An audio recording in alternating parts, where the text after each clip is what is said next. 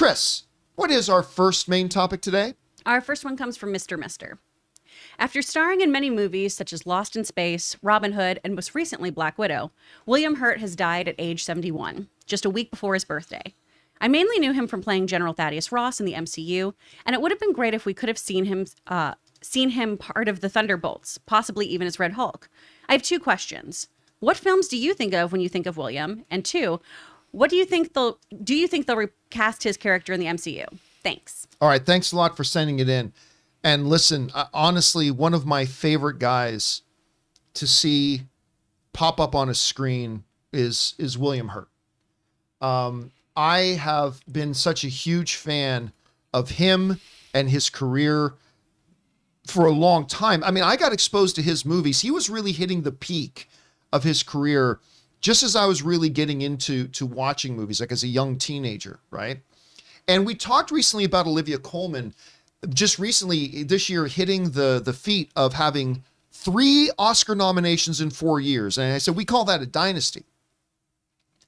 William Hurt did the incredibly rare feat of being nominated for Best Actor 3 years in a row in 86, 87, and 88 for Kiss of the Spider-Woman, Broadcast News, and Children of a Lesser God.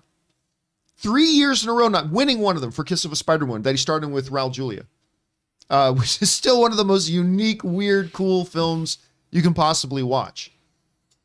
Let's get to the second part of your question first. Do I think they'll recast the role? No. And I think the reason why is because when you really look at where the MCU is at right now, I'm not even sure we were going to see Thunderbolt Ross anymore anyway. To be honest with you, I'm not sure they had plans to have him in any more movies anyway. So I don't think this isn't like, oh my gosh, if all of a sudden Chris Hemsworth had a terrible accident and he couldn't be Thor anymore. Well, yeah, you recast that because it's a significant character, although who knows what they would do since what happened with Chadwick Boseman. But I honestly don't think you do here because I just don't think they had plans for him moving forward. So there's that. What do I think of when I think of William Hurt? He won the Academy Award for Kiss the Spider-Woman, yes.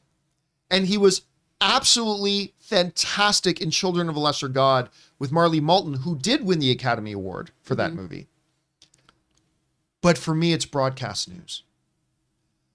Albert Brooks, Holly Hunter, and of course him, William Hurt. That movie made such an impact on me. And oh my God, the scene of Albert Brooks taking over the news desk is like one of my favorite scenes ever. I love that. But I just thought he was so good and he showed his real versatility in that. And of course, I believe he got an Emmy nomination or 2 as well for his career. At any rate, I just loved it. And I remember I finally got a chance to meet him once at one of the studio lots in the cafeteria. He came into the cafeteria when I was in there because I was visiting the studio lot for something. I was in the cafeteria. He came in. I got a chance to introduce him. I was a big fan, and I never had a chance to interview him in my career, which really sucks. But this guy is one of the greats, like absolutely one of the greats. And William Hurt passing away is a total gut punch. And of course, again, then he got another Academy Award nomination for A History of Violence with Viggo Mortensen, which he was so good in.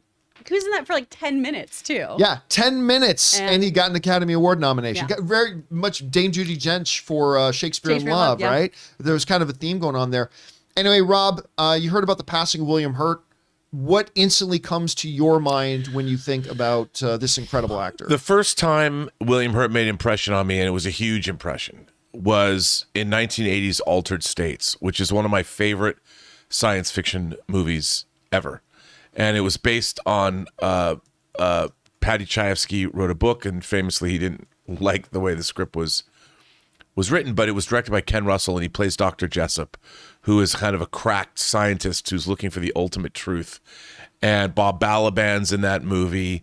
Blair Brown is in that movie. I love Altered States, and I was 13 years old when I saw it. It was hugely influential on me. And then he was in Lawrence Kasdan's first feature. Lawrence Kasdan, who wrote Empire Strikes Back and Raiders of the Lost Ark. He also directed Silverado. His first movie was Body Heat. And William Hurt was in Body Heat with Kathleen Turner, and Kathleen Turner sort of manipulates him. And you're not very smart, are you? I like that in a man. It's Body Heat is incredible. And then the third movie, Lawrence Kasdan's next film, was The Big Chill, which was in 1983, and he was in that, and he plays a radio psychologist on KSFO in San Francisco. And those three films meant so much to me in my teen years, from the time I was 13, 14, 15, moving into high school. And then, of course, all the movies you mentioned, John. And he was just, there was something about him. He had a very ethereal quality to him when he wanted to, but he could also be very down to earth. But I watched his performances over and over again in the 80s. And he was only 71 years old. It was right before his 72nd birthday. And I hope to see a lot more of him, but I'm sad that he's gone. Chris, when you think about the incredible career of William Hurt, I still can't believe he's gone. What are the projects and things and moments and memories and films of his that stand out to you when you think of him? Well, as an actor, and the side of his public life that he chose to show us, he gave this very next generation Gregory Peck kind of persona.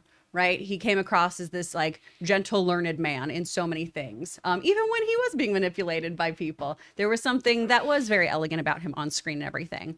Broadcast news really, really hit me. I'm actually filming something this weekend that is very much in the vein of that. And that set us up for shows like Newsroom and, The Morning Show and all these kind of behind the scenes looks of what happens in media, which is really, really cool. And I love that film. But Children of a Lesser God is probably the one that stands out to me most with Marley's very, very well-deserved Academy Award nomination, historic Academy Award win. No, she won. She won. But man, because she is so incredible in that film. Oh, it is so and good. She's in Coda. Yes, yeah, which is just and like gotten a lot of awards. She's getting a lot of awards. And you look at that. I mean, that's a 40-year career almost. Yeah. I mean, 35 years. And it's such a beautiful full circle moment too, to see her just really advocating for other deaf actors and having, Troy getting his nomination and all this. So it's really wonderful to just think back about that first film that we really took notice of her, that obviously William was in with her, really helping lift up her performance as well. Anyway, guys, question is for you. The great William Hurt has passed away at the age of 71.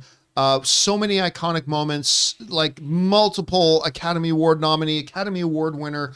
When you think of this guy's incredible career, what stands out to you? What brought you the most joy? How did he entertain you in your movie watching life? Whatever your thoughts are, jump down to the comment section below and leave your thoughts there. Hey guys, we want to take a moment and thank the sponsor of today's video, Peloton. Now listen, in the never-ending quest to try to stay in shape, one of the keys is to vary up your workout and your exercises to make sure you avoid losing your motivation and keep from getting burnt out from doing the same thing over and over again. Peloton has you covered. I know for me, one of the keys was getting my Peloton tread and using the Peloton app to get my varied workouts in. And Peloton just keeps pushing you forward with new classes, new music, new ways to keep your workouts fun and motivating. One of the newer offerings that has me personally really excited is their boxing classes. Peloton is stepping into the ring with its newest discipline, and you don't even have to have any gloves. Discover a fast, furious, and fun workout with Peloton instructors in your corner. Even if you've never boxed before, these classes will have you working up a sweat while working on the fundamentals of form, footwork, and fun combos that will keep you on your toes. Peloton has a workout for every day and every kind of schedule. So guys, right now, visit onepeloton.com to learn more. That's ONEPELOTON.com.